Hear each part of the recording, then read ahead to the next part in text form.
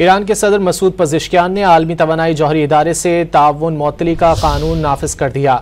ईरानी media के मुताबिक आलमी तवानाई जौहरी इदारे IAEA से ताउन मुअत्तली का कानून गुज़िश्ता माह ईरानी पार्लियामेंट ने मंजूर किया था।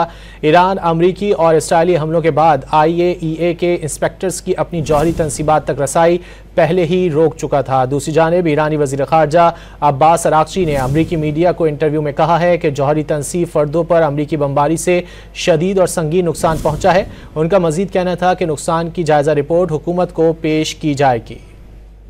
ईरान के सदर मसूद पज़ेश्कियान ने आलमी तवानाई जौहरी इदारे से ताउन मुअत्तली का कानून नाफिज कर दिया। ईरानी मीडिया के मुताबिक आलमी तवानाई जौहरी इदारे IAEA से ताउन मुअत्तली का कानून गुज़िश्ता माह ईरानी पार्लियामेंट ने मंजूर किया था।